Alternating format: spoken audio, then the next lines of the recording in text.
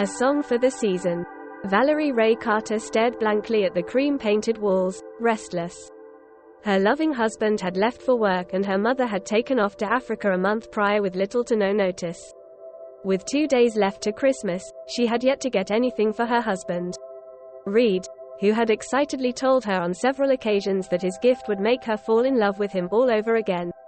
She had asked for advice from her sister, but she was just as hopeless as her when it came to picking out gifts. Her lips curled into a smile as she saw the man himself make his way in, take-out in hand as he pecked her lips. Tan skin glistening in the sunlight, short black hair looking like it had been tugged at numerous times, steel gray eyes piercing her black ones. "Where's your head at?" he asked, studying her.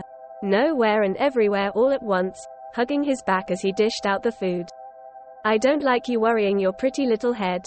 As they sat down eating in comfortable silence, clearing everything up once they were done and putting on a movie. "You think too much, V," he said, making her pout up at him. "How was work?" she asked, head tilted towards him. "Boring and I missed you. I don't even know how I survived," he said, sighing dramatically. "Well, since you've gotten your holiday, we can spend the whole day together tomorrow." "I don't want to be stuck with you for that long," he groaned exaggeratedly. "Too bad, little man," patting his head she replied, and when she turned back to look at him, he was already asleep with his head lolled to the side. Covering his body with a blanket, she pulled him into a comfortable position. Making her way up the stairs and into their room, she picked up a box at the top of her closet. They were filled with her wedding pictures. People thought they were a perfect couple, but they knew that they were far from it. Even after marrying to 1.5 years, they knew their marriage really started during the half. She glanced at her forgotten piano and she bit her lips excitedly as a plan formed in her head. She climbed down, already excited for the next day as they cuddled. Sunlight beamed against her eyelids and she found herself in bed. "Breakfast in bed," a masculine voice sing-songed as he sat next to her. In that moment she thought about how none of them had expected to come this far. "I love you so much," she said, but quickly covered her mouth, realizing she hadn't brushed her teeth. "I love you too." Getting up, she made her way toward the bathroom to brush, and later, after they had finished eating, they decided to go to the mall. First they picked out a tree. He turned to her and said, "One day we'll be here with our children." He had no idea how soon that might be. Once they were done, they went their separate ways, not wanting each other to see what they had chosen for the family. She picked out carefully thought out gifts for all, and at a point she'd gotten carried away. Hurriedly paying, she made her way to the parking lot and found him there with his back turned to her. She hugged him, making him laugh, and turned towards her. "You can't honestly think I didn't know you were coming," he said, making her smack him. After that, they spent the rest of the day decorating, and at times when her short self couldn't reach somewhere, she'd call for him and climb him like a ladder.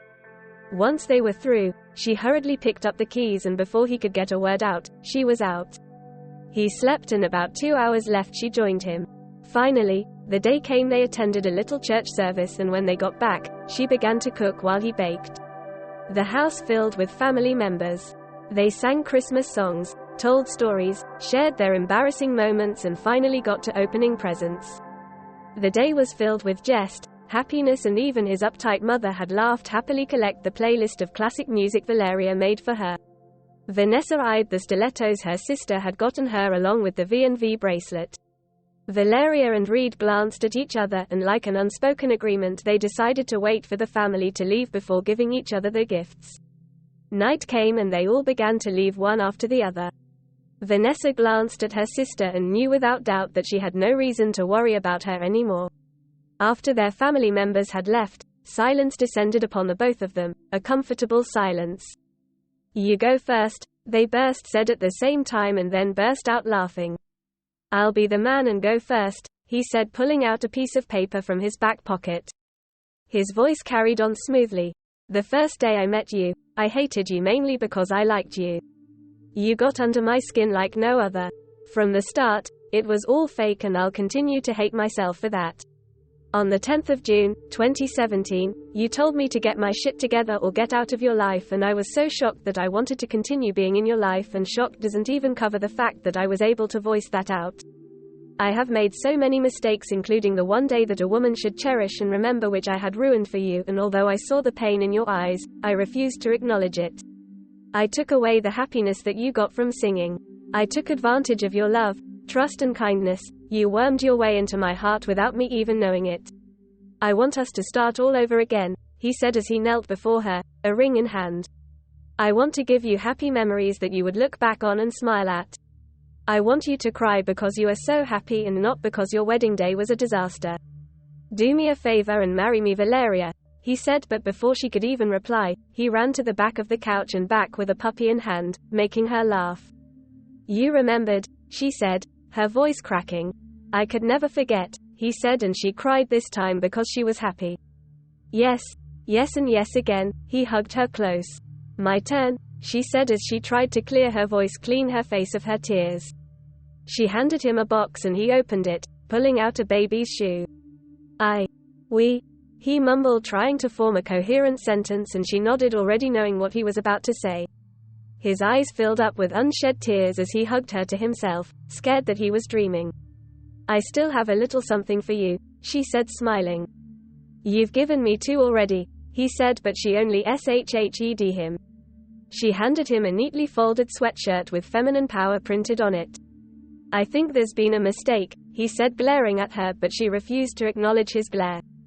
I'm still not done, she said as she uncovered the piano she had inconspicuously moved to the sitting room while he was baking, courtesy of their parents. When did that get here? He asked. While you were baking, she replied, taking a sit before the piano, making his heart pump loudly in his chest, and he wondered if she could hear it. 1,000 Years by Christiana Perri. Heart beats fast. Colors and promises. How to be brave. How can I love when I'm afraid to fall? But watching you stand alone. All of my doubts. Suddenly goes away somehow. One step closer. As she sang and stared at him, SJR knew in her heart that waiting for him had been the best decision she had ever made. I have died every day waiting for you. Darling, don't be afraid. I have loved you 1,000 years. I'll love you for 1,000 more.